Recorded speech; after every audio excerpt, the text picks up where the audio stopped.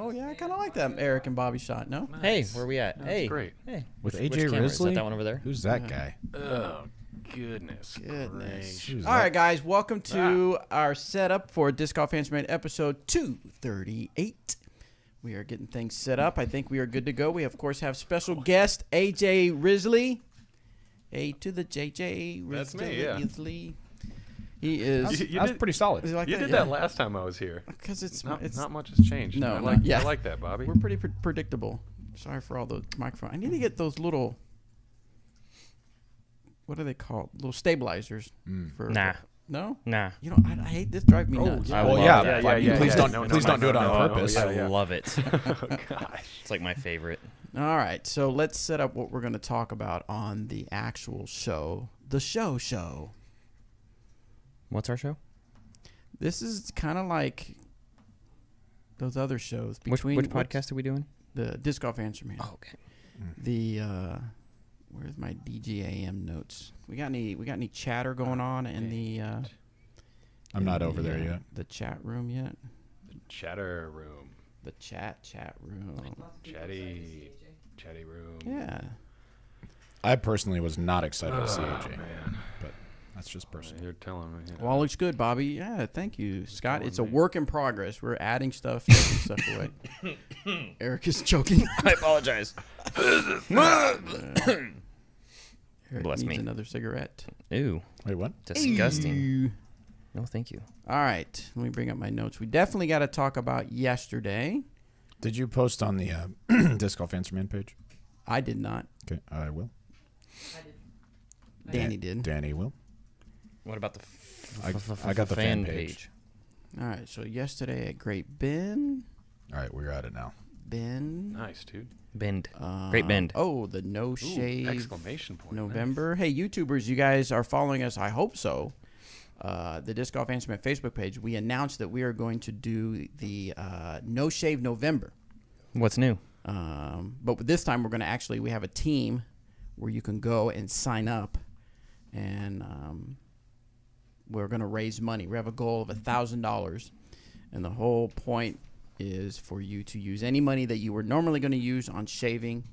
You donate that money to the cause, which is for research and Development, research and prevention of cancer. I believe most specifically prostate cancer, I believe because of so. course it's for men. Right. If you're a lady watching the show, you can of course still participate in the No Shave November, because the rules are you just don't shave. So you would not shave your legs. We would obviously not shave our beard. Yes, it is official. You can do that. It's part of the rules. The ladies don't have to. They don't have to shave their beard either. Yeah. Sure. Shay participates in No Shave November every year. Every year. That's right. Just no beard. No beard. That's very noble and philanthropic of her. Yeah, she's What nice. else we got? However, Oh, you no. will still Oh, shave your God. head. I will still shave my head. No. What the heck? Come on, bro. I don't. You know why? Because it'll have a toilet bowl shape. The toilet. It's Bro, it's The no toilet bowl. It's no shave November. No. Okay, but here's the thing. You could have done like half moon. Well, we're still Or- like we're still gonna be able to. He went toilet bowl. We can like trim. He's- We can like Yeah, trim our we're gonna necks trim and our stuff. necks. He's really trying to sell the fact that he I said- should not shave the top of his head. I said Movember. Yeah. That way you can shave everything except the stash. Except the mustache. No, thank you. I think next year we'll do the Next no year shave. we're doing No, that. no Movember. My It take, looks so good at Thanksgiving dinner. just a nice thick walrus. Yes, Just a table full of walruses. that's right. What would that? I'm gonna look that up. You're gonna look up a table full of walruses. I'm gonna look. Well, I'm gonna. What else we got don't going sit- on? Google it. They don't sit at tables. Google it. I bet they do. What else do we got going on that we should talk about? Will here on the board says he got Classic Blend Wardens after our advice for P2 users who need a bit of glide for longer putts. So Nice. it's pretty awesome. Team Warden. Hey. Oh, the Skip Ace giveaway winner. Oh yeah, that's still a thing. It's over now. We'll look at Oh. it. Take a look at it and see. Did I who win? won. I No, think did you not win. almost won. Oh sweet. I almost. Oh man. What else? Our Spoilers. Halloween contest, costume contest. What else we got going on? What am I missing, Danny? Pup dog. The old pup dog. Danny doesn't know. What are we missing? I got talk about Great Bend, talk about No Shave November, talk about the Skip Ace winner, talk about Halloween costume contest. Talk about Paige Bjork is going to be here. GBO registration. Oh, Yeah, that's coming up soon, huh? GBO Reg. All right, we'll think of other things as we go.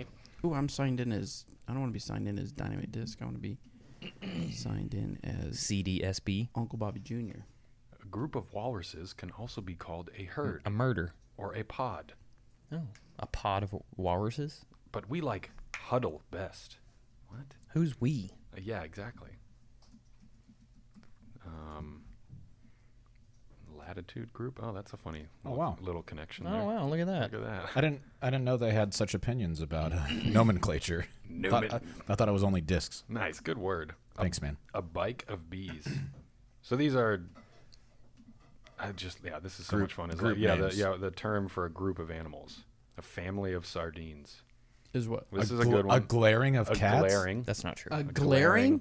of cats. Huh. No. The definition of glaring is having fixed look of hostility, fierceness, or anger, Yeah, just like all cats. which accurately describes how my cat looks at me pretty much Yes, all there of the was time. a this is an opinion form piece. thing that we did Oh, it's an opinion. to piece. talk these are- about Well, It's definitely an opinion piece. the gladiator that we're giving away. There was Oh yeah, the playing orange. disc golf in the ring. DGAM one? Yep. And then so we got to talk about that. a rumba of rattlesnakes. That doesn't make any sense. I'm going to 128 that does. responses. Nice. I'm Yeah. turning off the responses. Army of caterpillars. Turning off the responses. Terrifying. Gladiator. A gang of elks. Okay. Huddle of walruses, yeah. Giveaway and Bit of playing in rain. Oh, captain Shiver. giveaway. This is another good one. A crash of Ooh, rhinoceroses. look at them. They're all crashing into that other one. What was the gladiator? What did we ask people? The question was, how do you plan to stay active during the winter? Winter. Um, Winter is coming.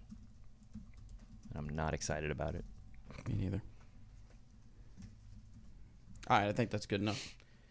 Bobby should have a pair of glasses on as well. For what? Because everybody else does. everybody else has glasses, Bobby. I have my reading glasses. Will that work? Thank you. Yeah. That good?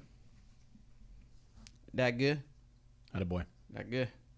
Except you have them too far down your nose. Yeah, but that's why they're reading glasses. That's why they're reading glasses. Because they're reading glasses. Yeah, Oh, Eric I was McCabe about to say, mentioned- like, technically mine are reading glasses as well, Me too. but really just Kyle Heiser, this is for you, buddy. seeing in general glasses. Yeah. What are you doing? Kyle from the board asked where this disc was, so I replaced it for him. Too much glare on it. Nobody can see it anyway. Oh, which disc?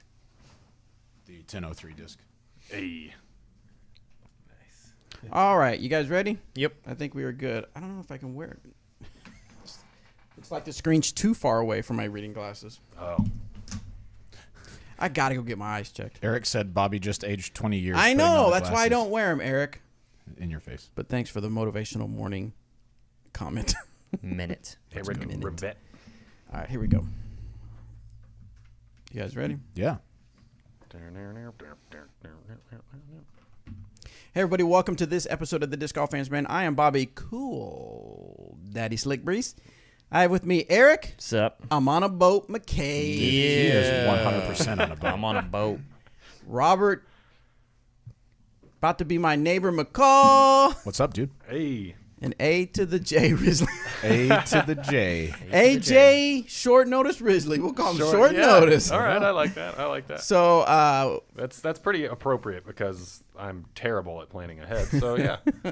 we have AJ Risley in the studio, Team Dynamic Discs. He reached out to us a few days ago and said, hey, I'm going to be swinging by Emporia, Kansas. Can I do some stuff with you guys? And I said, sure.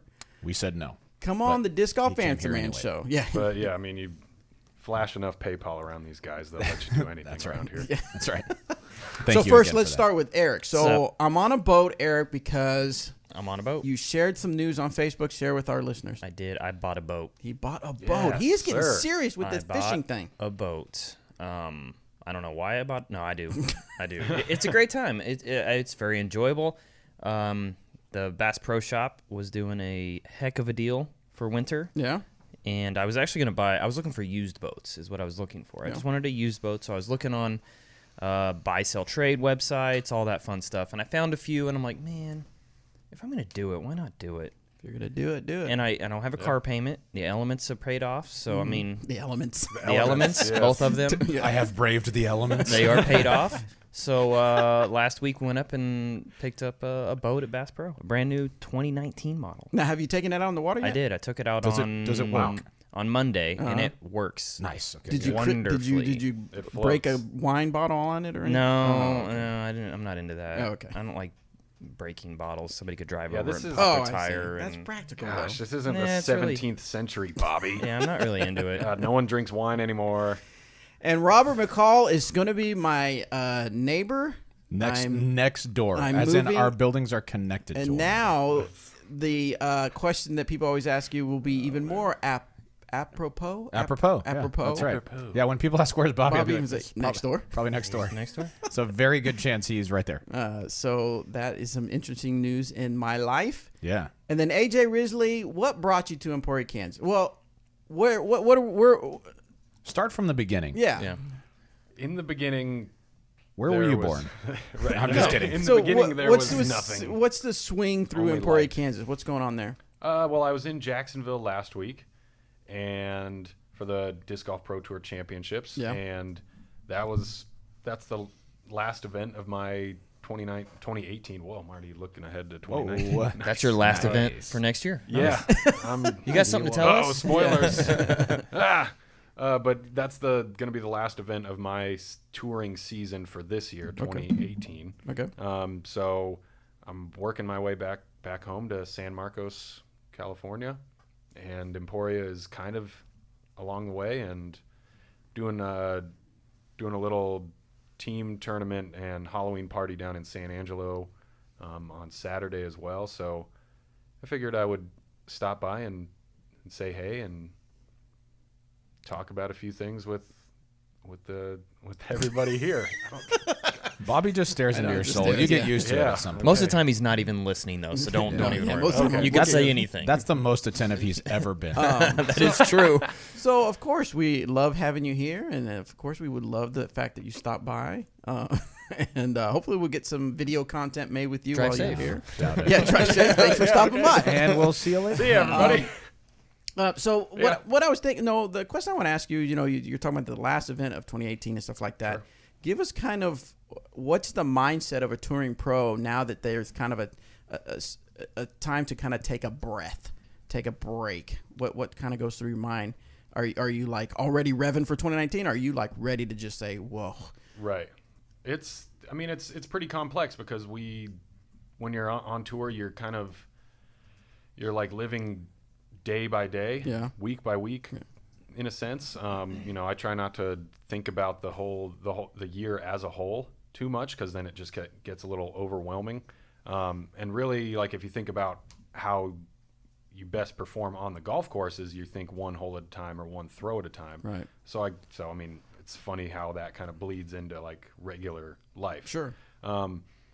But yeah, I mean, at the end of the season, for me in particular, the end of my season wasn't as good as I wanted it to be. Okay. This last month had a lot of really big tournaments, and I kind of underperformed a little bit at all of them. And so, there was a lot of motivation to get back home and to do like a hard reset and work on new stuff in my game, but also like my physical fitness. Right. And so that's kind of where I'm at right now is I'm kind of glad that the season's over, so that I have a chance. So now I have a chance to go back home and take like maybe a week off to rest and feel good, not like I'm stressing too much, but then really like pick it up again and work on getting in better shape and work on ironing out every little bit of my game, and maybe learn a new shot or two, and then really focus a lot on my putting for next year, because that's always been the thing that's kind of held me back, and especially this last month or so. Yeah. So have you already looked? Because I think it was Disc Golf Pro Tour put out an article where they showed the NT, the majors, and the Disc Golf Pro Tour, kind of the whole swing and the whole travel. Have you already in your head figured out what events you're going to go to, or how does that process work as far as figuring out what events? Or are you going to play more than 2018, less than 2018? Yeah, 2017 I played, I think, somewhere around 35 tournaments throughout the whole year. This year I played, I think, 32. Yeah. And then I'll be playing a couple more when I get back home to Southern California. Yeah. And yeah, I mean, next year I'm planning on doing the same exact thing. All the big ones. Yeah, all the big ones. Yeah, I don't know why that's not staying. Oh, all right. Well, I'll adapt. Sorry, it's fine. But the Pro Tour is like the best opportunity that us as touring pros have to really put ourselves on the biggest stage, get the most exposure we can, and make a name for ourselves. So I plan to take full advantage of that, play as many as I can, most likely all the Pro Tour events, all the National Tour events. That's kind of the same idea there, and then the majors. Excellent. Yeah. All right. Well, go ahead. Yep. And then on top of that, and then in between those gaps, there's still a bevy of really, really good A-tier tournaments with really talented fields. Oh, and yeah. so it's, there's always a lot of competition and really good golf to be played. It feels like I was looking through some old videos and stuff on Facebook, and I saw some old tournaments. In fact, I even found the video where I videotaped me running a 5K or 10K at the zoo. And that's when Jeremy Taylor, my friend, brought some discs, and it was my first time ever throwing a disc. You have that on film? I have that on video on Facebook, and in fact, I was calling them frisbees. I was like, "Yeah, my friends brought me some of these frisbees. I'm going to check these out." How dare you? Which I thought was interesting. Anyway, my point is that It's okay. I remember when I started filming, the A tiers were kind of the big deal. It felt like. Yeah. I mean, there was majors and Pro Worlds and stuff like that, but it seems like with the Disc Golf Pro Tour, that's kind of taken some of the center stage, and people don't understand that there's still some good A tiers where some money can be made. Yeah. Well, it's weird because the Disc Golf Pro Tours actually are A tiers. Yeah, Right. true.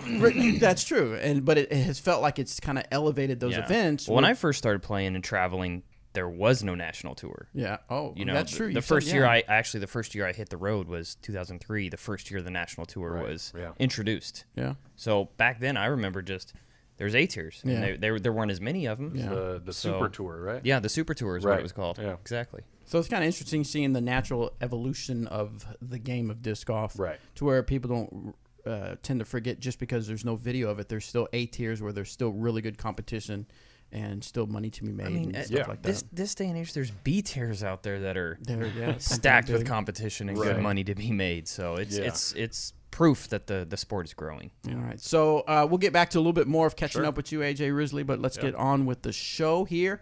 Something else to make sure you guys are aware of. If you are dressing up for Halloween and you're looking for ideas, we have a Halloween costume contest where you can actually win a Junior Worlds PDGA labeled compact cart from Dynamic Discs. And the way to do that is you have to, it's a costume contest. You post either on Instagram or Facebook and make sure you tag Dynamic Discs and use the hashtag Dynamic Halloween. Now, the premise is you have to dress up as one of our products. You have to dress up like as a ranger bag, a soldier cooler, or as a sheriff, or a felon, or a deputy, or something like that. It has to be related to, it doesn't have to be Dynamic Discs. It can be of all the three brands, but it's got to be related to the three brands in some way. So as we get closer to Halloween, I'm looking forward to seeing some of those pictures come about. The other thing, real quick before we get to questions, Glassbone Open registration. Ooh. That is officially starting on November 6th. Make sure you go to glassboneopen.com, go to the Players tab, go to registration, and there's a complete list of the dates of the actual NT, which is going to be the pro side. It's going to be April 24th through 27th. That's the actual competition side. And then the A tier is April 24th through 26th. Yes, 4 days. It's a little different than in the past because the pros are playing Wednesday, Thursday, Friday, and Saturday, whereas the A tier side is playing Wednesday, Thursday, Friday. Correct. And Eric, kind of explain people what we're trying with this new format. The new format, Doug and I have been sitting down in Resco kind of talking it through and trying to figure out what's best for everybody, the event, the sport, and that in general. So we decided, doing the 4 days is a little bit more maybe professional on the professional side. Yeah.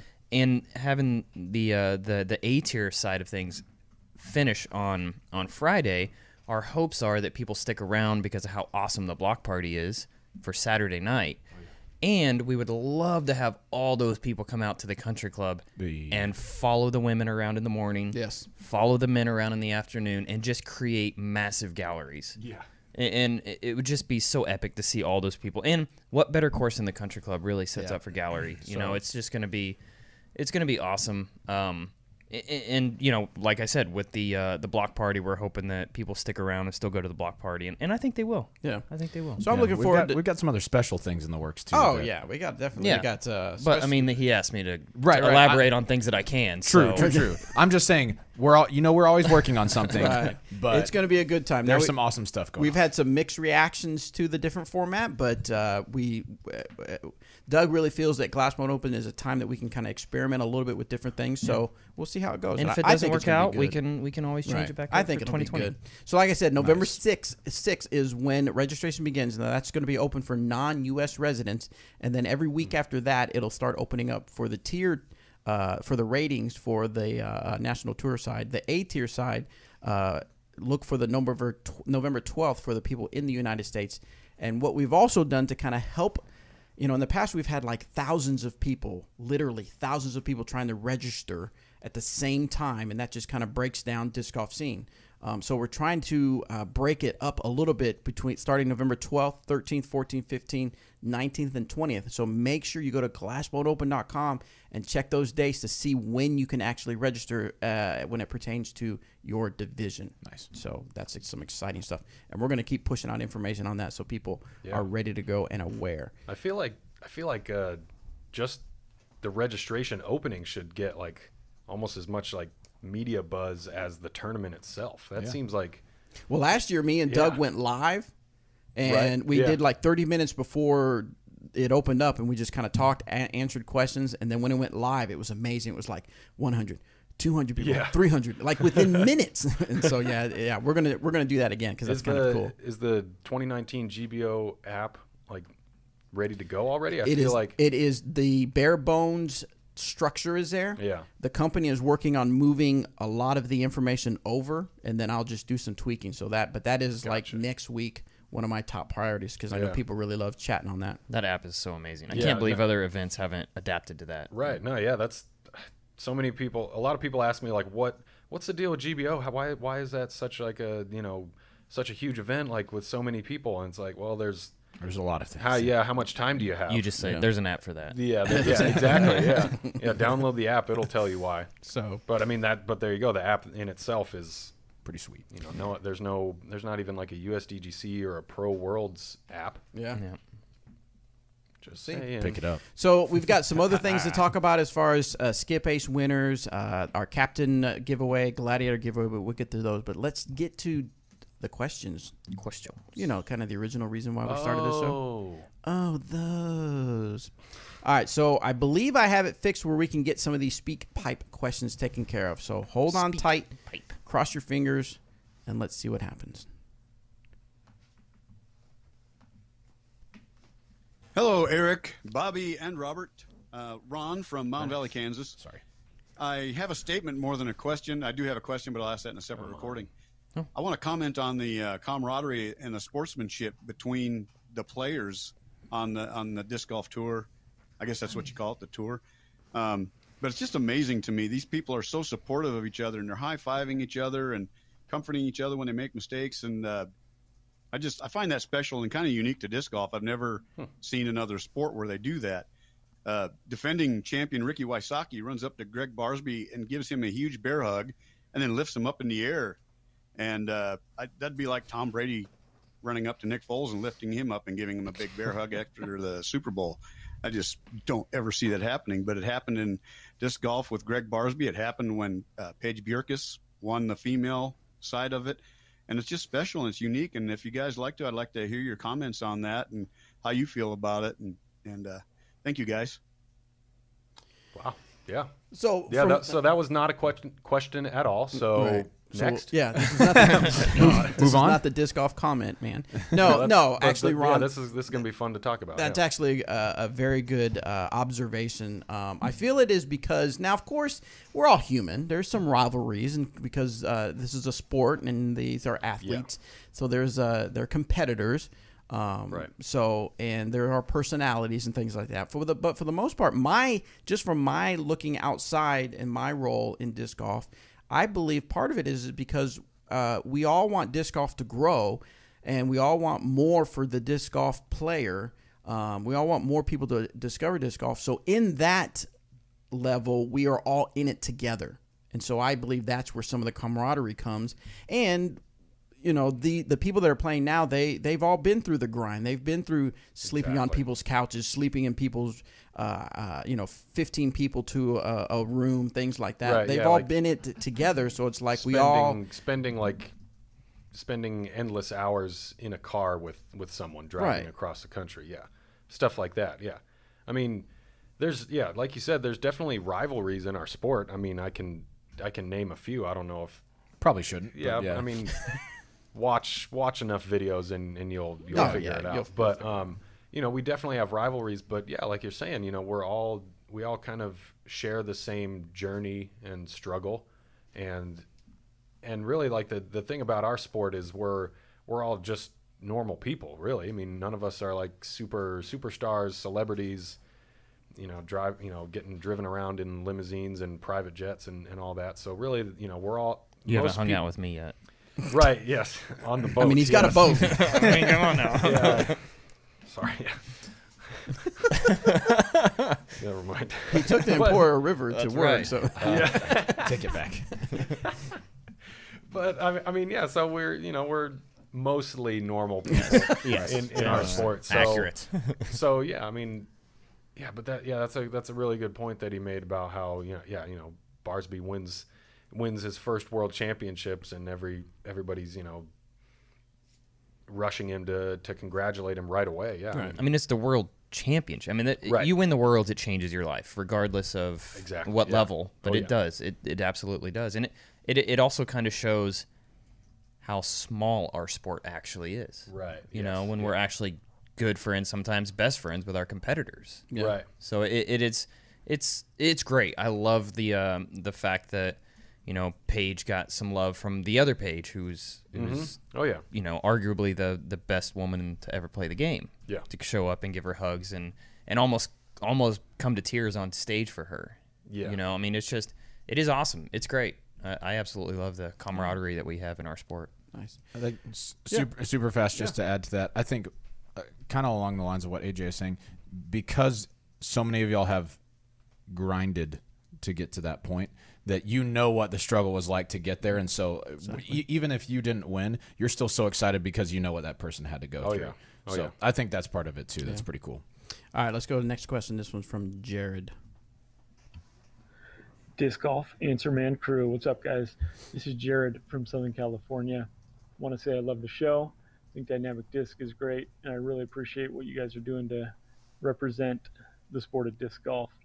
Anyways, I have two questions for you guys. With the upcoming off season, you can call it that here in Southern California. Feel bad for the rest of you guys. Anyways, yeah, he's got a point. In our face. I've made it a goal to really focus on putting for next year, and I'd like to focus on that in the off season. I'm curious, can you just talk about the differences between a recruit and marksman basket for a putting practice basket in the yard? Second question, Robert. Hold on, we'll go to the first one. So there's the obvious between a recruit and a marksman, in that the marksman is single chain and is a much skinnier basket. But what would you guys say to him as far as the fundamentals of learning to putt or getting better at putting is the difference between the marksman and the recruit? For me personally, I've never done I don't have a marksman or bullseye or one of those like single chain really narrow baskets at home that I've practiced on solely. So I don't really know what it feels like to go from practicing on that, basically like a pole, and then going to the normal regulation baskets in a tournament. So I mean, I don't know about that personally. My experience has been just putting on normal baskets that we play in the tournaments, and that's kind of given me more positive memories and better visualization once I get to the tournaments. Then I can draw back on that real practice experience. Like, okay, this putt on this disc catcher or veteran or whatever that I'm looking at in the tournament looks just like the putt that I made 50 of at back at home. I could see that. I agree with that to a point, as far as if it's an event coming up. Right.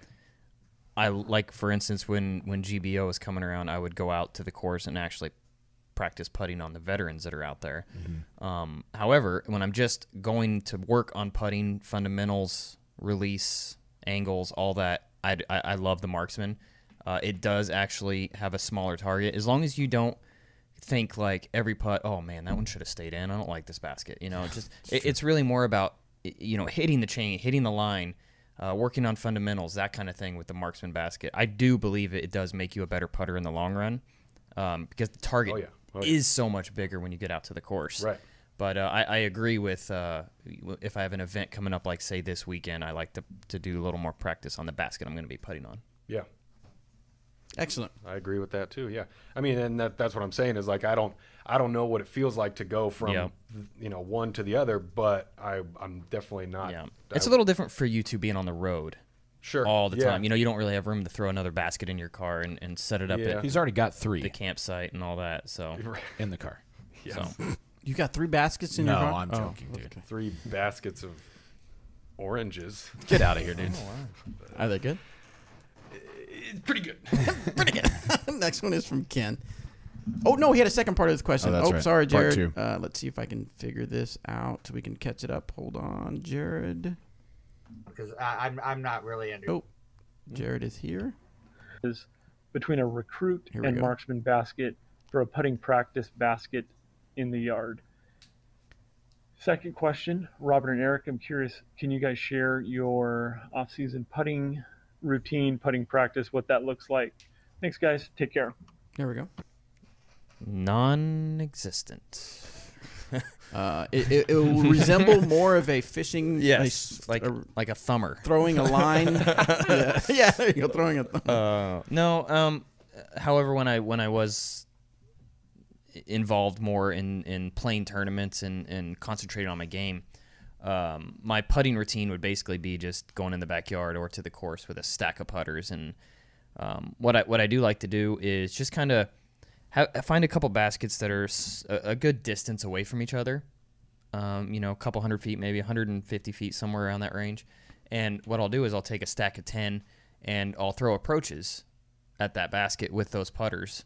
And then I'll go and putt out from each one of them and try to make a game out of it. And I can't stop practicing until I've made them all 2 or 3 times, or whatever the case is, and make the shots a little difficult. So that way you're working on approaches and putting. So that was kind of my go-to practice routine.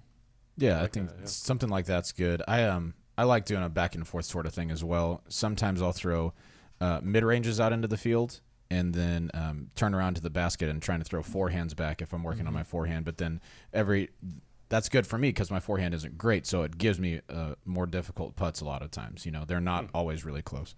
But yeah, I think it is important to not just drill putts same spot over and over and over. I think it's important to vary it up so you're used to feeling the distance from the basket, so you can gauge that a little bit better in competition. So that's what I usually do. It's not going to be every day or anything like that, especially when it gets really cold out here. But when I can get out, that's what I like to do. Also, Winter Marksman League is a Oh, great place to go yes, out and work sir. on your putt during the off season. 100. Yeah. Oh yeah, that registration starts November 1st. Nice. If you're boy. trying to Coming figure up out soon. Yeah, if you're trying to figure out what we're talking about, go to dynamicdiscs.com/WML, Winter Marksman League, WML. Find out all the information there. Let's go one more question from Ken. Jared's got a good point though. I mean, Southern California, we're pretty blessed. Don't rub it in. Just had to throw that no, in there, huh? Get that out of here. More questions. Rude. Hey, I'd first like to say congratulations to Paige on winning the Pro Worlds. That's awesome. I'm sure you guys are totally stoked about that. Yes, we are. And that insane 4th round that Paige Pierce put in, we got to get the Nortex props in there. Anyway, here's my questions. I've noticed there's talking of Paige is the world champion now. I'm a noob to the sport, so to me, world champion would be end of the year ranked number 1. Is the world champions just because of this tournament in disc golf? I like the Ken Climo disc you see from Innova, where he says 12 times world champion. Did he win this tournament 12 times, or was he ranked number 1 at the end of the year 12 times? Just a quick question on that one, because I'm not really understanding this. Second question I got for you guys is... I don't know that anybody in the sport understands. No, I'm playing. No. So, yes, that is actually a topic of discussion. I would say maybe even a hot topic among some people. I wouldn't say. So I've seen it discussed a few times on Facebook. It could be a hot topic, but we'll put out that fire pretty quickly. I think so. Ken Climo won the World Championships 12 times. That event. In MPO. That event. Yeah, in MPO. And then he won Masters, what, 2 more times? 2 or 3. Yeah. Something like that, yeah. So now I've discussed it with you guys, so I know kind of your opinions, but I want to kind of talk it out loud, I guess. What is it? Why is it that I've heard some people say that the professional world championship event is simply just another event, and that person just won that event. Why is that considered the number 1 person in the world? Of course, then you have. Maybe they're not. Maybe they're not. I don't consider it the number 1 person in the world. I consider them the world champion because the tournament is the world championships. Right. At the end of the year, the person that's ranked number 1 is the number 1 ranked person in the world. Yep. I would say. I wouldn't. There's 2 different categories there, in my opinion. And to me, the title world champion, that's a lifetime title. Oh, absolutely. You know, I mean. So what do you say to the argument where it's just like, well, you've just won another A tier?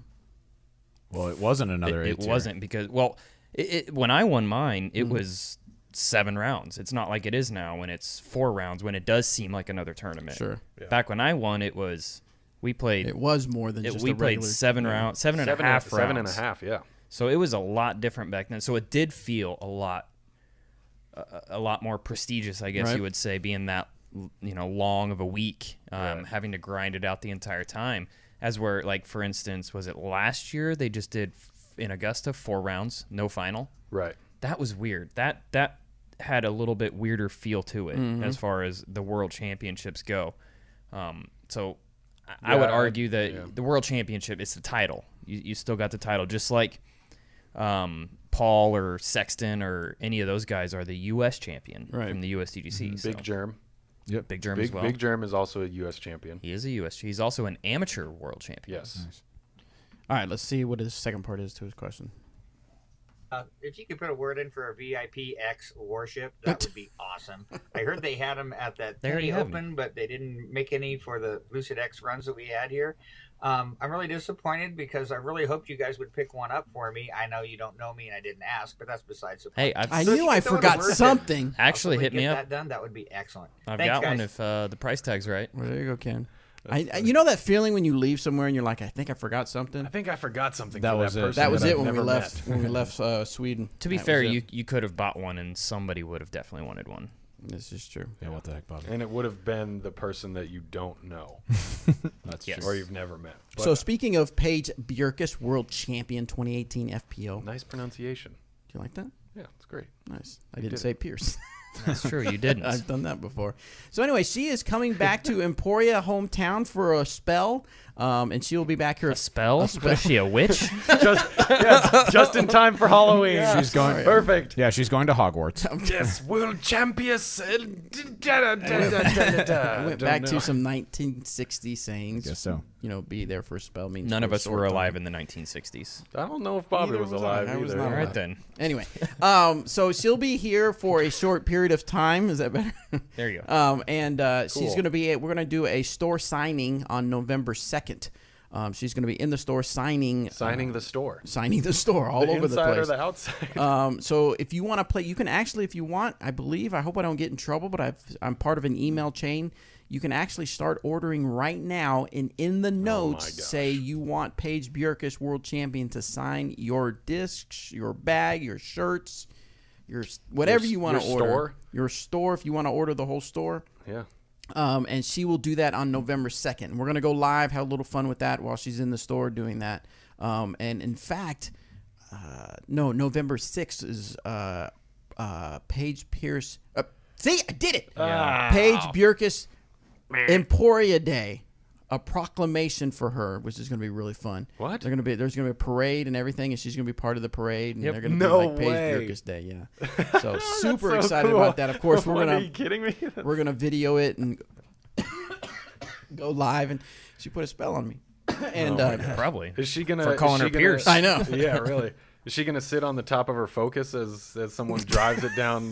What is it? Commercial. Commercial sure, Street. No, Yeah. I'm sure it'll probably be like the fire engine or something. She'll be like on that. top of the DDRV. Oh yeah, surfing the like DDRV Teen is Wolf. going to be in it. Yeah, Dude, that is so awesome. I know. It is Oh cool. my gosh. Yeah, so it's gonna be really cool. So anyway, my point is, Wow, Paige Bjerkaas, dreams do come true. you can In order Emporia, something. Kansas. You can order something right Oh now, my- up till November 2nd, and she will sign it for you. Make sure you put it in the notes. And no, obviously, it's going to be a delay because we're not going to ship it out until after November 2nd. So super excited about that. One more thing. Will you ship it to people that you don't even know, or that Of course, We if they order- buy it. even if they haven't even if they haven't ordered, will you? No. He's hearkening back to the guy who said you should have brought me a VIPX Right, worship, which- even though Oh, I I didn't see. ask. Oh, yeah. Yeah, I'm gonna use that. I'm trying to. You're trying to incorporate yeah, that? I'm trying to. Yeah. I'm trying to. Sorry. So, and then one more item on my list, Skip Ace winner. Someone already emailed me, but we'll take a look to confirm. Way back in the day, I literally said if you played Skip Ace Fantasy Disc Golf and you won, I would give you is it Midnight Gray? That The keys to the city. the Ranger bag that you have? Heather Gray. Heather Gray. Oh. I have a Heather Gray Ranger bag. Why do they? Heather. Who's that? Why Yeah. do they? She created the pattern, She did. so they named it What after is her going lifetime. on? Now I Wow. can't even log into Skip Ace. What is going on, Because Johnny it D? It sounds like feather, but it's Heather. Get out of here. I'm just wondering, like, is Heather? So you can't get into Skip Ace, is what you're saying?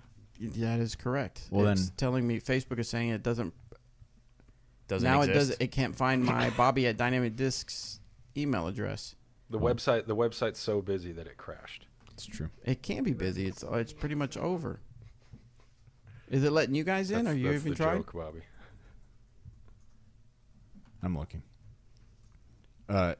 Skip You just need the standings for our league. For D, yeah. Okay. I think it's Kevin Guion. Yes, that is correct. He's the number one winner, right? He is. Kevin Guillaume. Yeah. So he is the winner. Anthony. And It will Fifth. not let me. So he will be receiving, and he's already emailed me. He was right on it. He remembered that we were giving something away. Sweet. And so I have his information. So congratulations to Kevin on the win there. And I'll send that out to you. Heather Gray, sister of the doctor on Grace. I really don't understand why I can't log in, but I digress. Hey, look, Shay. Is that? Yeah, that's not Shay. Oh, that's not your Shay. All right, let's go to the next question. This one's Cooper with a K. Oh, hello. What's up, guys? My name is Cooper from Little Rock, Arkansas. With a K. Shout out to my man, Danny Lindahl. Hey, Danny. I'm currently driving to Memphis listening to your podcast, and I was thinking, is there any way that Bobby, Eric, Robert, Anthony, and Danny, y'all could get together and play around somewhere in Emporia and have someone video y'all playing each shot, just How are like we gonna any do that? tournament coverage I can round, video it. and maybe 2 or 3 of y'all commentate on it, because I feel like we hear y'all talk about how y'all play and y'all give instructions and information about that, but we don't get to see y'all play much, and I think it'd be cool to get to put that together with everyone's discussion. I've seen Danny play. I've played with Danny a lot, and I've seen Robert and Eric play a little bit, but I haven't seen Anthony and Bobby play much. But I just thought it'd be a cool thing if y'all tried that out. I don't know if that's possible with your schedule, but just thought I would put that that idea in your head. Anyway, appreciate you guys. Well, Cooper, we appreciate the question. And yeah, that's something we can try. It would be a little difficult, but I mean, I suppose we could film each other since we're out there playing. But it is a matter of schedule. I mean, Eric is going full force with the course design and the boat, and the boat, That's true. of course, Anthony and Danny have things they need to work on. I will, however, tell you there will be somewhat of a modified version, or maybe we could make it a full trip. Of course, the bet between Robert and I, part of the bet is to go to Torchy's Taco and play around with my new suspect that I have. I didn't play with it yesterday. You are fired. I don't blame you. That. You re-lose the bet. Did you not have it in the bag? No, re-lose it. You didn't have it in the bag. I think at it's all? sitting on my desk. I always assumed that you were somebody who kept their promises and whose word was their bond. I forgot and now it. you just left it. Oh my gosh! Yikes! I am 100% furious. I'm going to take it. Me and Anthony are going to look Columbus, furious. Missouri. I am. Columbius? Christopher Columbus. Welcome Here you to go. Columbius. Welcome to Columbus. There it is. There's my suspect. So I'm going to Columbia, Missouri with Anthony. Columbius. Columbium. I'm furious. And I'm gonna go play. We'll go play around on you Saturday when we Columbius? get there. We'll just play a few holes, and I'll film. There is a Anthony. hole that throws over water. I highly suggest throwing it on that hole. What if I lose it? Didn't say anything in the rules. That's true. Oh, you should have thrown it on that hole last night. I know. The one I did lose my Renegade on. I've thought ahead. I will have backups. Oh, you lost that one? Here's 50 backups that I have. Nice. Now I have 49. I like how Bobby was like, "Oh yeah, there's a lot of scheduling. Like Eric and Yeah, he didn't say anything Anthony about my and schedule. Danny have like tough schedules. Meanwhile, Robert, I didn't get to it. He was I over just- crying about me not Why using no? his disc. No, I wasn't crying. You brought it up. Oh, that's true. I did. And then you started crying. Admitted you are a liar.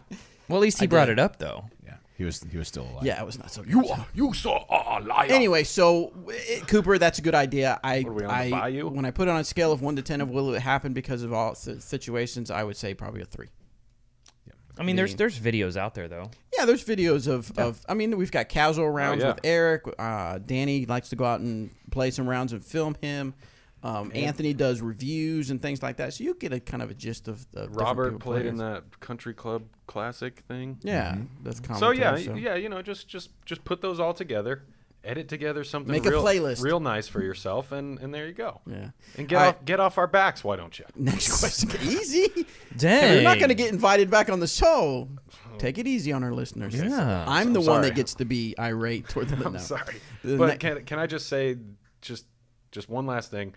Anthony throws farther. Then a stick? What? Then what? And now Than me, for and now sure. he's flexing on us. Then me. That's He's for always sure. flexing on us. All right, next one comes from He Panjami. just throws farther. Hello, Disc Golf Answer Man. Yow. It's Benjamin Pesonen from Finland. I just wanted Hey. to drop by real quick to give a shout out for Eric McCabe. What's up? I finally got my hands on a Lucid X Trespass, and I absolutely love it. Yeah. It's so much overstable, more than I thought. Because last time when I talked about it in this podcast with you guys, I remember Eric McCabe saying that it's hair more overstable, and I was Multiple blown hairs. away when I throw Thick hair. It's a long hair. one of my for the hairs. first time, and it was so much more overstable, and I absolutely love it. Good. I don't have anything else. You guys are awesome. Well, thank Have a you. great one. Nice. And You be can- dynamic. You can call in anytime. All right. Next one, it comes from Ron again. Let's see what Ron Ron again? has to say. Hello again, Eric, Bobby, Really and loud. Robert. Ron from Mountain Valley, Kansas again. And my question is probably geared more toward Eric as he's involved in course design, but the rest of you guys can chime in because I'm sure you have opinions too. Thank you, It's Ron. on the difficulty of some of the courses So I've been around told. here. Big Hill Lake is a pretty difficult course. Idle Hour Lake is a pretty difficult course. There's a lot of places where a guy can lose a disc. I don't have the money. I'm on fixed income. I don't have the money to go around losing discs. And then over in Oswego, there's a 9-hole course over there, and the first 8 holes are pretty rudimentary. They're easy, even for me. Then I got to the 9th hole, and I'm staring across this 30 to 50 foot deep ravine with trees and foliage, bushes all over the place, and it's about 300 feet across. And I just went, nope, I'm not throwing my disc. So my question is it really necessary for some of these casual courses, especially one like Oswego, for them just to throw a crazy hole in there like that? for what's going to be casual rounds of golf. I understand maybe Big Hill and Idlehour because they do tournaments there, but the Oswego one was just crazy, and I just found that ninth hole to be ridiculous, and I'd kind of like your opinion on that. So, thank you guys. Oh, well, that's it. Okay. I guess I'm not familiar with the course, so I can't really comment on the hole per se, like how difficult it is. Is it how challenging the hole actually is? But is it necessary? It depends. It depends on what the people that either hired the designer to do or the club that designed it, that put the course in, what their mindset on it was. I mean, yeah, it does kind of stink for the players that, or more casual side of things that can lose discs. It very well could turn them away. But if you look at a town like Emporia, there is a lot of courses here that are very challenging, and you can lose discs. But there's also other options for those type of players. They can go play Hammond Park. They can go play Pan. Oh, yeah. And kind of like you said, if you are just a casual player, what's the harm in playing the front 8 and then skipping hole 9 and then maybe playing the front 8 again or doing whatever you want to do in that regard. Yeah. I love to see, personally, for me, and I may be biased, but I love to see more challenging, more difficult holes being introduced. It's very similar to last night at Great Bend. Yeah. The course that we played that I had redesigned last night, the one that we all went out and played, it's challenging. It is difficult, and there is 3-4 holes that you do have a chance to lose your disc on. However, on those holes, there's also short tees. Yeah, there's an option. There's options on those holes, so you don't have to throw over the water or along the side of the water for the 790-foot hole. So there is options, and that's kind of the way I go at things. I look at it, what the customer wants out of the design.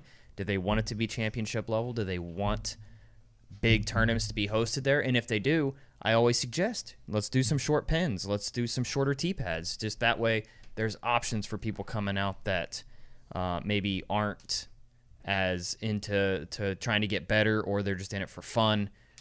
Short tees is always a great answer, in my opinion. Yeah. Yep. Next one comes from Yeah. Will. I'm going to turn the volume down this time. There we go.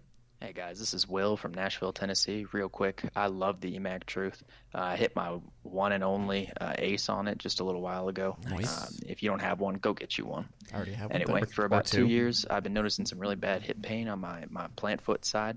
The doctors ran some x-rays on my hip, and they diagnosed me with something called FAI syndrome. They call it hip impingement syndrome. Ooh. I don't know if Bobby's able to Google image that right now. I don't know if that gives some context. Who knows? Okay. What was it? Hip what? Anyway, basically, I got a little bump on my leg, right where the leg goes into your hip socket. Turns out when I throw, that little bump kind of scratches around the joint, damages the surrounding ligaments pretty bad. So first part of my question is, have y'all ever met anyone in disc golf with this condition? It's supposed to be really common, but I've never met anybody in our sport who's had it. And if you have they been able to avoid that pain somehow, or are they just doomed to never play again, which I really hope that's not the case. My second question is, when I do return... I haven't met anybody with that. I know I've talked to people who have hip pain, but a lot of times that's from kind of, I guess, throwing improperly. Like maybe this is a guess, and I'm as far as the physical therapy side of disc golf goes, I'm not going to say that this is 100% why this might happen, but I think a lot of times people who have hip pain take too long of a last step, so they're putting a lot of unnecessary pressure. And so that when they hit that last foot, there's a lot of strain on places that there normally shouldn't. I think you'd probably serve yourself well to slow down your steps and shorten them up just a little bit and see if that doesn't help a whole lot. You also might be planting your plant foot too far out in front of yourself so that you're having to turn back against your body to throw more than normal. That might do some hip injury stuff as well. Yeah, I mean, I feel like that. Yeah, like you were saying, just kind of that last step, that plant with the probably the right foot. Kind of don't try to jam your whole leg into the ground as much. Take a little bit of weight off of that, but really try to look up Disc Golf Strong on YouTube or Facebook or wherever. and look at a lot of the exercises and strengthening routines that Seth Muncie has out there, because his whole mantra is strengthening muscles other places in the body to take pressure off of the, like our knees or our feet, or in this case your hips. So if you have stronger hip muscles, then those, it that's protects gonna, you better. Yeah, it's gonna absorb a lot of that, energy or tension that's could be coming from the concrete T-pads that we're all stomping around on. So if you can strengthen your legs and your hips a lot more, you'll probably feel a little bit better with your hip joints. Yeah. Let's see what his second part. I don't know if it's related or not. See what the second part is. End of the game, is it viable? I guess that's the word I'm going to use. Is it viable to be an exclusively sidearm thrower? Because I don't really see anyone doing this at the professional level, even if they have a really wicked flick. Don't you inevitably sacrifice some power? I want to be as competitive as I can be, obviously, but is it realistic, I guess, to dream of competing at that level with my limited backhand capacity to just kind of throw sidearms? Anyway, sorry about the lengthy question. It's been quite a journey. I hope I'm able to meet you guys someday. Keep up the good work. Thank you very much. Yeah, I don't think it's going to limit him on how far he can achieve, but I could be wrong. I would say it probably would. If you're talking, you're off the show. Thank you. I will see myself. I agree with you, Bobby. No, I will see myself. You're on the show. Dang it! He's already on a boat. You haven't figured this out yet, Robert? He doesn't need to be on the show. Yeah. Okay, we're gonna do the show from my boat. Yeah, nice. I just thought of that too. I was like, we should do the show. I'm so interested. Well, I'm not on the show anymore, so it doesn't matter. All right, so when it comes to competing at the highest, because he says he wants to be competitive, and when I hear competitive, there's different levels of that, right? Like, do you want to be competitive in your local C and B tiers? Do you want to be competitive at bigger events, things like that? If you're talking bigger events and more championship level courses, I do think you'll probably be limited by not having a very strong backhand. Now, if you've got a super developed forehand that you could throw as far and as controlled as a backhand, sure. But you still have to have some sort of... I think most players now who are competitive at the top levels have... most of them are backhand dominant, have a pretty darn good backhand, and then like an okay or serviceable forehand, or they are fantastic at throwing turnovers. Like really, really, really good MJ. At throwing turnovers. Yeah. So I think you will probably sacrifice some of your competitiveness in not having a backhand. Also, let's be honest, a lot of courses are favored to right-hand throwers because the majority of course designers are right-handed, and it's an imperfect science. But I do think you'll lose out on a little bit. I still don't think it's worth working so hard and hurting yourself more to try and get that back. If the option is be competitive or not injure myself, I'm going to not injure myself, because it sucks. So I don't know. Nice. That's what I'm thinking.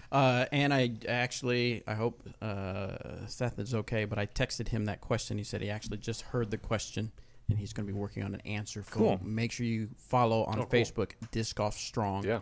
And we'll share it as well, but you want to make sure you get up on a lot of the stuff that he does, because he's gonna hit it hard for this off season as far as giving helpful information for people on their disc golf off season. Yeah, and it's never too late for anybody that's dealing with some kind of injury. I mean, I look at our current world champion, Greg Barsby.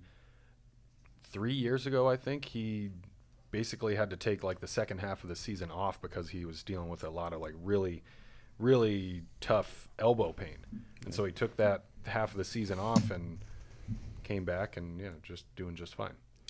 So AJ, you during the disc golf season, you did a lot of you did a fair amount of commentary, and people really enjoyed it. Is that something that you think you'll work more on for 2019, or? Yeah, I would definitely like to. I mean, it is definitely something that I look forward to when I get the opportunities. It's a lot of fun, and really I think it kind of stems from just watching the videos in general. When that first became, that was a thing when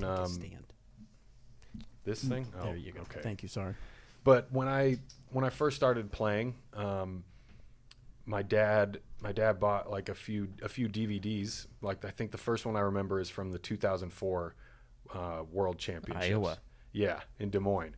And so we watched that. I watched that plenty of times. And then the next year he bought the 2005 one in Pennsylvania where Nate Doss won his first Worlds.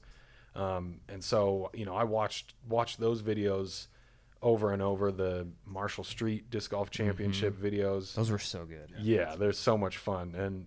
And so, I watched those, and then when disc golf videos on YouTube started becoming more of a regularity with McFly So High, it was just the round, and there was no commentary. There was like little pictures of the hole, in between the holes. There was a little picture of like, okay, here's the scores and everything, but there's no commentary. And so it was all just, it was nothing. It was just the golf. And so I would watch those with other friends, or we'd be on tour and they'd come out, and so we'd watch them, the week after, and we're in the middle of the season watching those and being like, oh yeah, how did you play that hole? Like, oh, I threw a roller on that hole and this and this and this, and like, oh man, like, and so we'd pretty much do our own commentary, right? And so that was, and so that's what I looked forward to when I watched those videos was, just having fun, and with touring partners or friends, having fun, talking about that. And so when I got asked to commentate for Jomez Pro at the USDGC, Paul Ulibarri and I teamed up, and what I realized at the end of that week was that he probably did the exact same thing. He probably, he loves the sport so much. He studies it endlessly. And so I could kind of pick up that we kind of had that in common, and that's why we had worked so well together, was that we both loved watching those videos when they didn't have commentary. And so now we're kind of getting a chance to put our own spin and put our own, flavor on these videos. And so that's why I think that week worked out so well for the two of us commentating on the chase card footage of USDGC. I like it. And so, yeah, I just like Yuli, I love the sport, and I study it, and I, try to learn things from different players and all the different courses that we play throughout the year. And so it's really fun to try to educate people sometimes and give them some insight on why different people are throwing different shots, or explaining what we see as touring professionals when we step up to whatever hole and whatever style of golf, how our bags change and how, putting mentality changes at different points during the round, anything like that. And so yeah, I really enjoy it. These opportunities this year have been great. And I know a lot of people really enjoy it. Yeah, you do a good job. You bring a different different flavor that people enjoy. So it's really cool. and I appreciate that, because I really just kind of go into it to try to have fun. Have fun with it. Sometimes things get a little too serious. I know that, like, a lot of the comments that I'll read on YouTube, I don't know. It's not my proudest moment when I dive a little too deep into all those YouTube comments and fixate on the negative ones. Yeah, but it's hard not to. But right, exactly. But at the same time, it's like, if I'm doing something wrong or that I might not notice, I want to try to fix it. But some people say that, like, things get a little unprofessional, and I'm sorry. Sorry. In response to that, I say sorry. To me, sorry. Yeah, we're just trying to have fun. No matter what you do, people like Dixon, they don't like Dixon. People like you, they don't like your. Or when I say commentary, some people like Terry Miller, some people don't like Terry Miller. Let's be honest, nobody likes Terry Miller. That's true. Nobody likes. But so you're never gonna make anybody happy. So you just got to be you. Sure. Yeah. Exactly. Yeah. So, but yeah, it's been great, and I'm like a huge sports fan. I love watching a lot of the different sports, and kind of how people have created more of an entertainment product out of just baseball or football or basketball. It's like you can get fully immersed in any, a number of different storylines that are going on throughout the season, or especially the off season, for those different sports. And so that really, like, that interests me a lot. And so to have an opportunity to do that with disc golf, Right. It's pretty awesome. yes, please, 1,000 times, awesome. yes. And so this past week for Smashbox down at the Disc Golf Pro Tour, I got the chance to do like some sideline reporting with them, and that was fun too. That kind of like was a different avenue that I saw that I really You did enjoyed. a little bit of that. I've done it before, Also, yeah. like with Central Coast, right? Didn't you do some of that with them? I did some commentary with them earlier in the year as well, yeah. And then also for Smashbox, I think it was the 2014 Maple Hill Open. Yeah. I did the same kind of thing I walked around with Terry Miller. Yeah. Who I guess I think probably I'm one of the 4 people that like him. Me, and this is in no particular order of how much we like him, but I'll just say myself. Okay. His 2 kids. His wife. Oh, okay. Yeah. His kids. And then his even on the list. and then his Well, two only one of his kids is on. I'm the other person who likes him. Oh so wow! it's Okay, only all one right. of them. So Yeah, we it's got a baker's dozen there. Or yeah, good math. Baker's dozen. 5. Sorry. Anyway, let's get let's back move- to let's move on. That's the kind of thing you can expect if I'm on Bad math? on the docket for commentary. Yeah, It's bad those stupid non sequiturs. Bad math and lies. All right. Let's do it. Let's go to the next question. This one's But from yeah. Vader. Do that. Nice. Where's Darth Vader? No? Let's see. Hello, Eric, Robert, and Bob.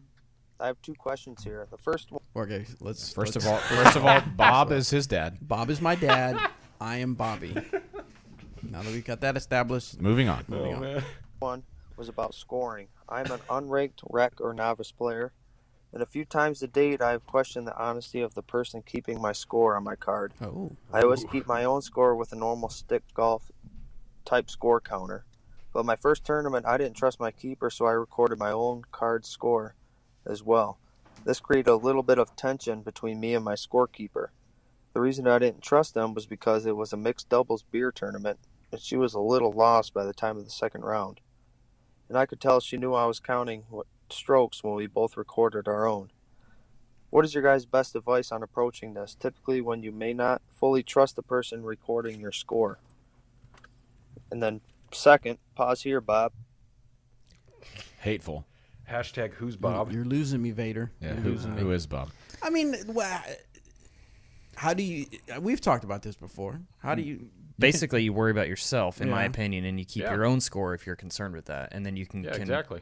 check the math at the end of the day. But Yeah. it happens. I mean, but it sounds like this is a unique event if you're playing some kind of drunk doubles. Like, who really cares about score during drunk doubles anyway? Am I right or am I wrong there? Well, I mean, Depends on how much unless you're playing for. Yeah, does the winner get the 6-pack at the end?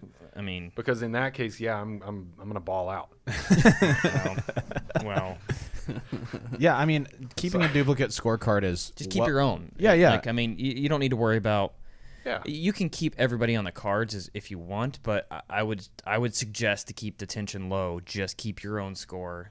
You know, have a piece of paper in your bag And or just a tell them ahead of time. scorecard. Like, hey, I'm going to You keep my just- own score just so you guys know. Yeah. It's not a slight against you. I'm just going to keep mine just so I know for later. Yeah, I mean, Yeah, Haters if you- gonna hate, If I you guess. already know what was going to happen, I know maybe you don't know what's going to happen, but at some point you could say that, and maybe that would, without calling out the offender. I would just say it it right is kind of calling out the offender. Say it right at the beginning. Yeah. And then honestly, if they're going to be prone to mess up your score, whether on purpose or not, that's going to just help them to think about it a little bit more because they already know, hey, I'm going to keep my own.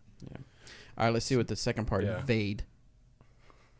Baker's dozen is 13. I Bad. don't know if you know. yeah, I'm aware. God, who's This telling me question that? mainly reflects Eric and Joke.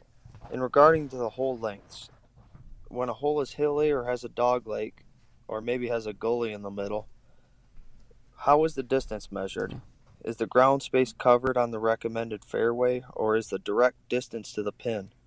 Saying you shot a laser from the tee pad to the basket. Thank you for your guys' time. Vader. This is Vader. Vader. Definitely Eric. Well, if you shoot a laser from the tee pad to the basket, it's going to be as the crow flies. It's going to be a straight line. As the laser flies. I mean, you don't really have a mirror. Somebody standing at the corner at the mirror or something like that. That'd be kind of cool. I'm interested. Let's in try it. it.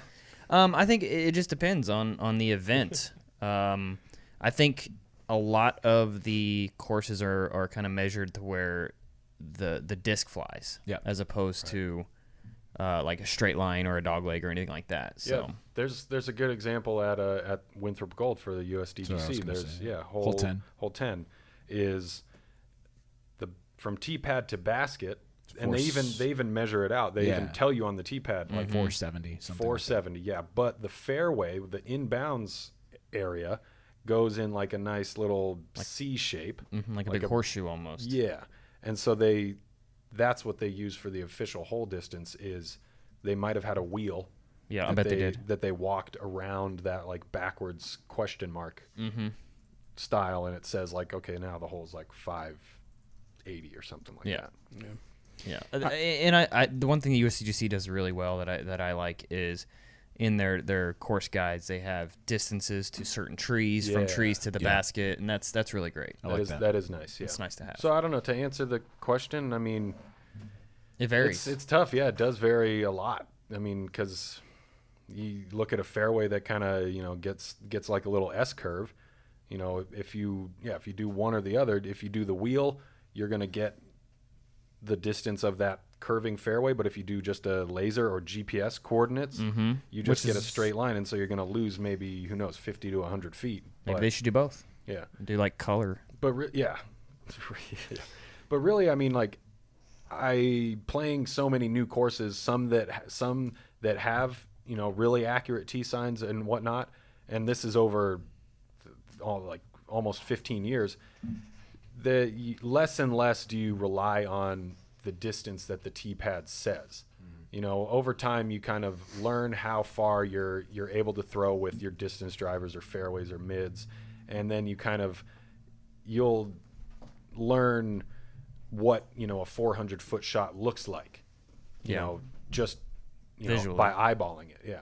So if I don't pay a whole lot of attention to distance, to be honest. Yeah. Right. Neither. Yeah. Same. I just throw the frisbee. Throw the frisbee. I have Nice. no idea that I came That was from. really good. That was really good. Next one comes from That was really disrespectful. Bobby already played drunk doubles this morning. I guess so. Yeah. I'm playing it right now. Oh my God, Anthony's face so good. Next one is from Throw the Greg. frisbee, Throw man. the frisbee. I think he said Fearbee. Fearbee. Check the tape. Go ahead. Yes, this is Greg from Tennessee. I had a question for you guys. So every time I play with different players, I always seem to choke. I just don't do the shots I usually do. I tense up a little bit. I don't know what it is, but can you tell me what I can do to change that? That'd be awesome. Thanks, guys. Nova rocks. What did he say? I'm sorry, what? Gopher rocks? I don't know. Gophers rock? Anyway. Minnesota Gophers? Maybe that's a good Gophers. My advice to you is how to not choke when you're playing with other players. Drink some water. Stop choking.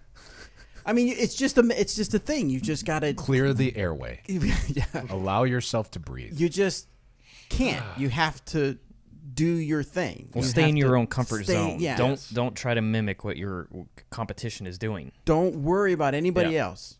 Put blinders on.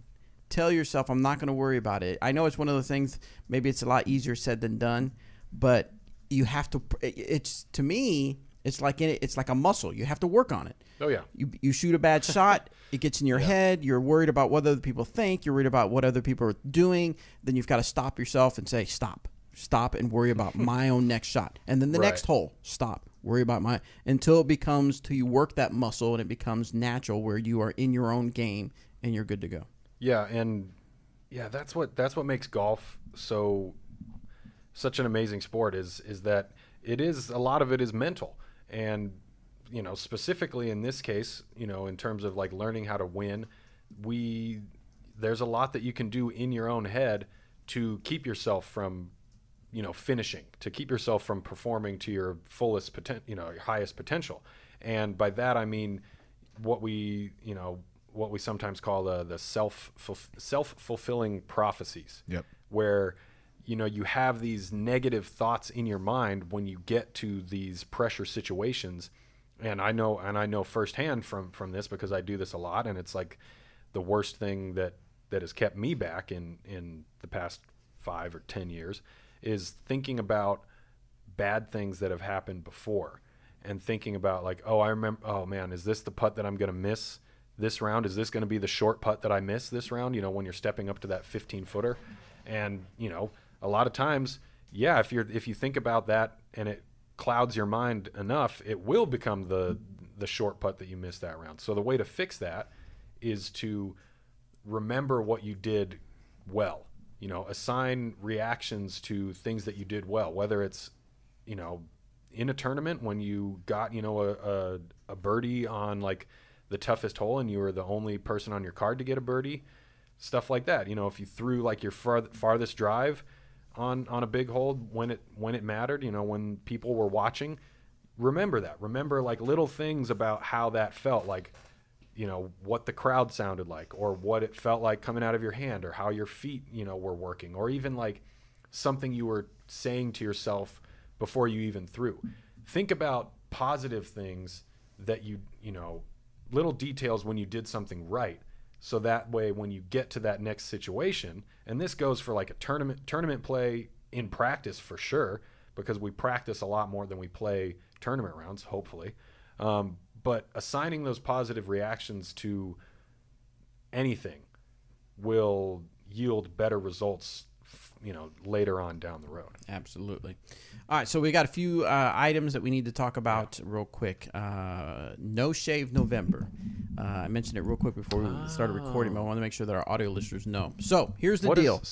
What does that mean for October? What has October been? Well, Joe Rogan does Sober October. It's actually breast cancer awareness. That's true. That's true. I've been doing Sober October every October. You're welcome. So in the past few years, we've participated in No Shave November just for the fun of it, just to grow a beard. But this time we're going to get serious about it, and I've created a team at No Shave. I think it's called No. I think it's noshave.org. But I'm going to include a link. I typed in No Shove. No shove. No shove. No shave. Entirely different results. Yeah. But still still respectable. Right. Still, I think I will practice no shove November. I won't push anybody this week. But so I'm gonna get all my shoves in now. I have a team page created, and I will include a link in our in the podcast notes. I'm actually going to give the link to Danny real quick so he can post it in the YouTube video chat. But we're going to try to see if we can raise $1,000 for our team. So you can go out to basically what it is, and I'll just read. We'll just read it. Each day, 22,000 people die from cancer worldwide. There's a good chance that someone you know or love will be affected by this disease. Nearly half of cancer diagnoses and deaths are preventable. No Shave November's mission is to not only raise funds for cancer research and treatment, but to educate the population about preventative measures. For over 6 years, participants around the globe have put down their razors and foregone their hair appointment to join the fight against cancer. The No Shave November campaign has successfully raised over $3.5 million to combat this disease. Every dollar raised brings us one step closer in our efforts to fund cancer research and education, help prevent the disease, and those fighting the battle. Each whisker grown allows us to embrace our hair, which many cancer patients lose during treatment. Will you join me? Start by using the links to the right. Okay, I might have to read that. Nice. But so use the link, sign up to be on our team page, and basically what I understand is that whatever money you would normally spend on razor products, shaving products, you put that money toward the No Shave November. Now, obviously, if you want to give more, you can, but we're going to see if we can hit the 1,000 goal. Now, Eric and I both have agreed that on October 31st, we're going to film. Now, I don't know that we'll be together, but we're going to somehow film, take pictures or something of us shaving, going clean shaven. Now, Eric's going to be much more, it's going to be more dramatic for Eric because he has a full-on beard right now. I'm going to get rid of my, does anybody know what this is really officially called? Is that a Van Dyke? Boom! You got it! People call this a goatee, but this is a goatee is when you have the mustache around. Yeah. This is a Van Dyke. Dang it. What? I was going to say, when you said goatee, you just put up a little picture of Terry Miller. Oh, no, I can't. This is a goatee. Anyway. So I'm going to shave my goatee, and I'm going to be clean shaven on my face and start November 1st and letting it grow. Robert is.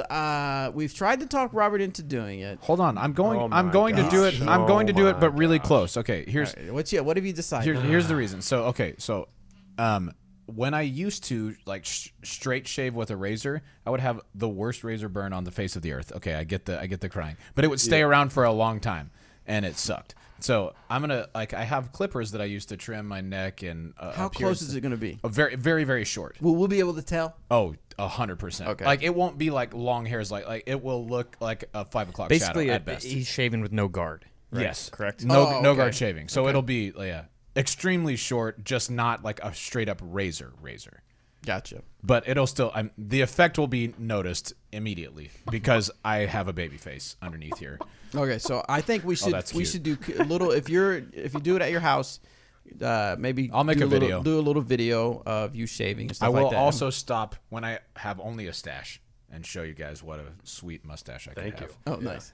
Not very sweet is the answer, but I'll still I'll take a picture. Okay, so now you can criticize us all you want, but we do have some rules that we're gonna do because again we do have to be on video and things like that. So we are going to make sure that our necks are clean. So we can clean up our necks. I'm going to shave my head. I'm not going. I'm not. Come on. You think my glasses give me 20 years? If I let my hair, it would give me not just 20 years, but nerd points. I would get so many nerd points. Yes, because it would be like That's not a nerd. Nerf. no. But it's not a good look because I've been on long weekend, 4 or 5 day weekends, and it's not a good look for me. Man. So anyway, Like general beard cleaning up stuff is acceptable. Trimming the mass of it is unacceptable. right. So trimming the lines, Yeah. the neckline and the cheek line. That's it. That's it. Otherwise, it's gonna. I mean, now should we leave the lip hairs? I'll leave the lip hairs Come right on, now. man. Is it- It's pretty self-explanatory. It's I don't 30 know- days too. I don't know if it's mine not are like gonna you're, grow it's not like faster. you're gonna be like Derek Savory 2 years ago. You know what I mean? I mean, let's be honest. That's true. He does have a huge one. So I don't know, Bob. Stop trying to like glance away from this. This no shave November. Come on, dude. This is the Not first year. partial shave we already November. decided. Are you going to do it? Top of yeah, I'll do it. I mean, You sure? Look Well- at me. Yeah, I've been doing no shave October right now. Yeah, but are you going to do it? When I'll do it with you guys. I mean, we'll watch your Facebook page and make sure you do it. It would have to be no shave 2019 for me to get to where you guys are at right now. Which I mean, Let's who do it knows? then. Yeah. Let's do A little- No Shave 2019. A You little, in? yeah, a little rebranding. Yeah, I still get to get haircuts, right? yeah. Okay. Yeah, so you can get haircuts. Well, if Bobby is. Okay. Yeah. Bobby's good- getting good daily point. haircuts. Daily, so I you get know. it every haircuts, morning. that's right. Okay, good. Every morning. So anyway, so we're gonna do that, and we'll post. Obviously, you'll see the progress on YouTube when you watch us on YouTube, but we'll post pictures on our Facebook page and things like that, so you guys keep up. And if you are participating, I will take a picture of your clean shaved face October 31st, the night over, the morning of November 1st, and post it to the Disc Golf Answerman Facebook group and let us know that you are participating and you'll be donating. If we hit the $1,000 goal, we will do some giveaways. Yes. Ooh. Perfect. Fantastic. Yeah. It's fantastic. What if you hit the $10,000 goal? Then we'll give away even more things. Yes, we'll give away a So, lot more things. A free ride on my boat. So you heard that. You heard that correctly. When you make your pledge, just write in the comments, "Bobby, don't shave the top of your head," and see what happens. and just pledge even more money. Well, I and- think he's saying it's not the top of his head. It's the worry. It's the It's the size of his head. No problem. Won't shave here at all. Will shave here. That's fair. All right. Maybe if we reach a certain goal, then I won't shave it for a week. 10,000. That's a pretty big goal. That's a pretty big goal. 5,000. If we reach, How about if I can talk like Elmer Fudd, if we reach If you reach your goal, $3,000. but I gotta have someone else that you guys got to be in it too. What are we doing? Just mustache for a week after. No, that's not that. It is for Robert. Are you kidding? Oh, that's No, true. I'm so not interested in that. See? what if these two guys do the Van Dyke, like you? Also, no thanks. Yeah. See, not even 5,000. The only $5,000 place. All right, for here's 1 week. Look, here it is. Oh though. I'm not ready for that. Oh my gosh. I'm not ready for that. Oh. I was gonna say. See, I can poke fun at him, but I have the Robert, same reservation. I for was letting gonna. my hair Well, grow. I was gonna say something about my head hair. Like if we get to Oh, 10,000, like I'll Let's shave it. You'll trim it, Let's just Bald? not bald. Let's no. just How calm long down. would it take let's to step grow back out for like a where it minute. is now? Well, I mean, it grows like Because you're pretty thick hair. And this grows like a half inch every 3 weeks or so. Okay. So to get back to this, we're talking. I mean, it'd be several months before I'm even. We're close. never going to come to I a know, conclusion, yeah, so let's just move on. Regular So, no shave. At the 1,000 1,000, is yeah. the goal. First rules, We'll- $1,000. We'll And do more giveaways as we get more money. Yes, as we get more money, we'll do more giveaways come November 31st. And then we'll assess. Now, next year, we've got plans for next year, and we'll discuss those some other time. So, all right, we're going up. We're over time. I wanted to talk about, so real quick, we had the Gladiator giveaway, and we wanted people's opinions. So we'll just kind of discuss those if you guys are all right with that. Keaton says his plan. Okay, so the question was, how do you plan to stay active in disc golf during the winter months? And we got 128 responses, and from those responses, I will use randomgenerator.org, and I will create a spreadsheet, and I will select a winner using Random Generator, and I will get your address and stuff like that to send you stuff. But this is some of the feedback we got. Keaton says, I will keep playing because I live in Texas. Hateful. Texas still gets cold. I know. Yeah. Mark says, I'm going to sack up and play. All right. Okay, buddy. It ain't All that right, cold, he's- wet, or snowy in Denver. Besides, He's how gonna else put will all it- his discs in a nice like wool sack. Or Yeah, I will something to spend my keep 'em Christmas warm? money if I don't lose some discs in snow drifts. Did he say it's not that cold in Denver? I know. Patrick said he's going to do some basement putting and ice cold rounds. Nice. That's perfect for a marksman. I usually play throughout the winter. It's not too cold or deep in the snow I play. At worst, we use a spotter to see where the disc goes in the snow. That's from Brian. Jonathan Brian. is going to start a winter putting league. That's a good idea. Nice. Let's see if somebody else got some good stuff. I plan to try and putt 3 times a week in my basement. The usual range I putt from is 17 feet. I am also going to do more pro pool exercises. Pro pull, like pro the pull. resistance. Oh, band yeah. stuff. I do 1 or 2 days a week with the pro pool. I would like to try and make that 3 to 4 times a week. I know these are very lofty goals, but I want to make my sub 800 rating and raise it to 900. Woo, it is a lofty Nice. goal. Move the practice basket into the garage. I live in Texas. We golf all year. Continue my normal activity. I should ask people where they're from. Continue my normal activity and playing, practicing, even though the temperature might drop down below negative 30 Celsius.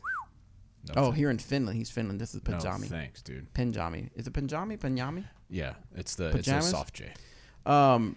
Chris this is the thing I see some people do. He's going to ribbon up his discs. Yep. This is where you tape a long ribbon. That way, if the disc goes in the snow, you can still see the ribbon sticking out. He's from Canada, from Saskatoon, Saskatchewan. Saskatchewan. That's where. It does get if I cold, move to dress Canada, warm. that's where I want to move to. Just so you can say that all the time? Yeah, Saskatoon. Saskatoon. Do you turn Irish whenever you move to Canada? Little Scottish there. Yeah, Scottish. There it is. I'm from Saskatoon. I don't know what's going on. So it seems like a lot. Who's getting the Gladiator then? I'm not going to do it right Oh, now. random. Second. You Yeah, said I'll do it random. here in a second. Whatever. Do Random Generator. Last topic I want to talk about, and Here we go. this is going to be a doozy. We're gonna keep it real. YouTube people, you can chime in, and we'll kind of go over these comments. Nice. The railroad tie. I thought. Okay. Yeah. From Nate Sexton and the Disc Golf Pro Tour Final. Now, Sure. I know this has been talked to death, but I assume that our listeners would be curious of what our thoughts are. So hopefully you watch Disc Golf Pro Tour, and I will try to sum it up. And, of course, you guys fill in the blanks that I leave. So there is a particular hole that there is a Hole 15. Hole 15 railroad ties that creates an island? No. Yep. And the railroad tie was not considered OB. It was inside, right? That's what they said. And it appeared that at some point they were doing some mowing, and the railroad tie was moved and not replaced. And Nate Sexton, unfortunately, It was my understanding that the road tire was there all week. Yes. right. It was, but right, it wasn't moved during the middle of the tournament. It was moved before tournament play started, or even maybe during practice. I'm assuming, but was never returned because you could literally see the grass kind of growing up where the railroad tie was gone. Right. I thought I saw a picture. So anyway, Nate landed in a precarious spot where it was unsure if he was OB or safe. Yep. And some questions were asked some odd way of handling it was done, and he was considered OB. That this is the opinion part. Right, yeah. And the OB, he was called OB, and he lost the finale by 1 stroke, and it cost him a little over $4,500. Right at $4,500. Is it right at $4,500? Yeah, and then that could have been bonus. Whatever, whatever bonuses there were. Right, correct. So we weren't there. AJ, you were there, right? I was there. Did you move the railroad tie? He did it. Single-handedly. Were you so near strong. everything as it was happening? Yeah, exactly. Yeah, I was. Tell us kind of the mood and the vibe that was happening. It was strange to say the least. It was and we're not here to accuse anybody of anything. No, yeah, of course not. Yeah. No, but yeah, I was there. I was doing, like I said, the sideline reporting for Smashbox TV, and so I was right up there. That when they had a discussion, I got right up in there so I could hear everything that they were saying and to see what it was, what the ultimate decision was going to be. But I don't know. Yeah, I guess start from the beginning. In the beginning, there was. Well, I don't want you to have to describe the whole thing. Just kind of tell us, I mean, Nate's shot came in onto the island, skipped on inbounds, and then skipped and rolled just in between this gap, 5 feet wide, where there was no railroad tie, and in that gap, usually what we've seen at just about every other tournament where there's something relatable like this, where there's a clearly defined OB line on either side, and then there's this, like I'm saying, a gap where there's nothing. There's either a string line to connect the dots or a paint line, and there was no string, no paint, and the rule was that the railroad ties were the OB line, and which means that the railroad ties are also out of bounds, because the line can be a millimeter thick, it can be 10 feet thick. Whatever it is, that line is part of the out of bounds. So your disc has to be touching some part of inbounds for it to be considered inbounds, which the disc was pretty clearly not. The only way Nate's disc would have been inbounds is if they would have connected the dots, connected the two sides of the railroad line from the outside. Yeah, the outside edge. So it was pretty clearly OB. If you look back at there's some other video that was put out. I mean, the Disc Golf Pro Tour has a couple. They have the round videos from the finals, and Corey and Brian from Central Coast were on the camera for that, and they kind of included a little bit of the discussion. If you go back and watch the Smashbox feed, I know it's like going to be 3 or 4 hours long. Whatever, you can skip ahead to hole 15. We're all grown-ups here, and you can do that and see the whole conversation unfold right there, because Chad and Todd were right there with the cameras and pointed on the players, pointed on the discs. And so there was a discussion. Really, the discussion was Nate was asking, why is there no line, and why is there no official or tournament director out here right now to answer this question right away? Because in that case, what we're supposed to do is, if there's any kind of uncertainty, you play a provisional, right? And which he did, yeah, which he ended up doing. And so it's like you either play a provisional, or there is also a rule that if you have to make a call right then and there, and you need to wait for a course marshal or a tournament director to show up, you can actually let groups play ahead of you during the tournament. And so, there's like a little bit of that rule kind of coming into play, because it was a unique situation. It was the finals of the Pro Tour Championship. There's no, it's pretty much whoever has the best score at the end of this round wins the whole thing. Sure. There's no. So the big controversy, I guess, is why wasn't this top level event not as prepared as now? I get it. I'm not throwing shade in a sense, because I get it. We do GBO. We make plenty of mistakes at GBO, and we beat ourselves up over it. We have a document of just line by line of things we should have done, things we didn't think of, things we need to improve. So I'm not coming off as saying we are perfect, but it seems to be I guess now the big controversy has kind of moved away from whether he was OB or not, more to why wasn't this caliber of event as prepared as they should be. I see from the YouTube chat that someone says, now I haven't listened to PDJ Radio, but apparently Steve Dodge got on PDJ Radio and took the blame. Now, this is obviously hearsay because I'm seeing it from someone that chatted. I don't know exactly what Steve Dodge said, but he just simply said that Steve Dodge went on PDJ Radio and took the blame for it. Yeah. But at the time, it was a big deal. I mean, it created a lot of controversy. Someone actually said on the chat said water sports without controversy. And I mean, it seems like every other event does have something where should have been done better or just some sort of controversy or things like that. So, and again, probably in 2 or 3 weeks, probably less, we'll all be over it and we'll move on to the next thing.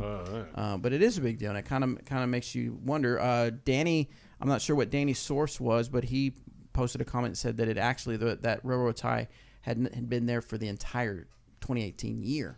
So it wasn't even like it was just moved right before the tournament. It was actually hardly ever there. So So anyway, I just want to get your opinion. I don't remember seeing it when I was out there practicing. I remember, I like clearly remember because I just remember that the wall itself is like 2 and sometimes 3. I'm pretty sure ties railroad ties high. Yeah. So it's like, okay, well, so yeah, every time we have to get in and out of this island, we got to climb over a little mini fence. It seems like, except for that one spot. This one gap at the beginning of the green where you can walk in where there's no railroad tie, and then at the back end of the green where there's only one. Right. And so I made a tiny little mental note of that. It wasn't a mental note so much that okay, there's a gap here on the right side of the green, so make sure your disc doesn't skip out there or fly over there. It wasn't really that. It was just that I noticed. But should it have been? I mean, is right? it? Yeah. I mean, that's the argument is if everybody played the same course. Everybody played the same setup. So in a sense, when you say you make this mental note of don't do the skip shot here because it could bounce out over in the OB line, it would beg to say then don't do a shot that might hit this gap. Sure. Yeah, and I mean that's oh geez, sorry. I'm not gonna try to question Nate Sexton's no, absolutely route choices absolutely. or his execution or anything. And but yeah, I mean the way to prevent that is to just easy line, easy paint, and then the big question too is if the disc had landed on top of the railroad ties, it would have been out of bounds because what the rule was, and this I didn't hear this read on screen, but I heard this afterwards, is the railroad ties were the out of bounds line. The out of bounds line itself is out of bounds. So let's say it had landed on top with no part of it crossing the inner part, it would be out of bounds. This is the same situation. Exactly. It sucks that it happened. It really sucks that it happened. And Kyle on the video chat brought up a good question or point. He said, doesn't Peter Pan have this on one of the holes? And as a matter of fact, the Monkey Island hole does. And when we have a tournament there, we paint a line that connects the open part of the rock fence. So again, we're not picking on the event or throwing shade at the event. However, the opinion is and everybody can agree there should have been something that connected the railroad ties, knowing that was there. Yeah, it sucked. Again, it's GBO. We have plenty of things we could have done different, should have done, and this is just one of those things that unfortunately came into play. I'm sure there's other things about the course that could be criticized, but just didn't happen to come into play because of the situation. Right. And another quick solve, creating those lines on the openings on islands, flagging and painting all OBs is really good, but also making sure that your caddy book is almost bulletproof. Because I think that was one of the things that was brought up here. It said, when throws must land on the island to move to the island. If the island is missed, proceed to the drop zone. But it didn't define what the island was. So if they had said the inside of the railroad ties marks the island, that one line takes care of everything, even if they don't have a string on the ground or a paint line on the ground. Yeah, that's a good point. I don't think we've said anything that you haven't expressed, Eric, as far as your opinion. Any different? Pretty much the same thing, isn't it? Yeah, honestly, I wasn't there. I don't really have an opinion on the matter. So, all right. Well, that's all the time we have for this particular episode. AJ Risley, again, thanks for stopping by and being part of the show. Hopefully we get some other content done while you're here. So make sure you follow us on Facebook and on Dynamic Disc YouTube channel so that you can check out all that content stuff. Yeah, thanks for having me. Yeah, what else we got? What do we got coming up this week as far as disc golf? We're gonna go play the that Cottonwood Falls doubles tournament. Eric's gonna play with Gabe Worley, his bro man who co-founded the GBO, and I'm going to play with my wife Shay, who co-founded our marriage. Nice. Wow. Very good. Very good. Gosh. Are you going out there? No, you're being me and you'll be in Anthony- Columbia. Columbia, Christopher Columbus, Missouri. When are you guys? Stuff. When are you guys going down to Torchies? Can it be on Friday? Like this Friday? This Friday, it cannot be on this Friday. Yeah. Dang it! Too much stuff going on. it. Are you wanting to go? Yeah. No, we will try to figure out a time that we can go to Torchies and document it for our fans so they can take part in the celebration of Robert. Don't you forget it. That sounds like it's a funeral. Did one of my The celebration of veins Robert. pop when I said that? Celebration of Robert. Yeah. I think one of my veins. I know it popped. hurts you really bad, but Yeah, see if you. I'm not going to apologize. So, all right, guys. Thank you so much for tuning in. We will see you on the next one. Okay, bye.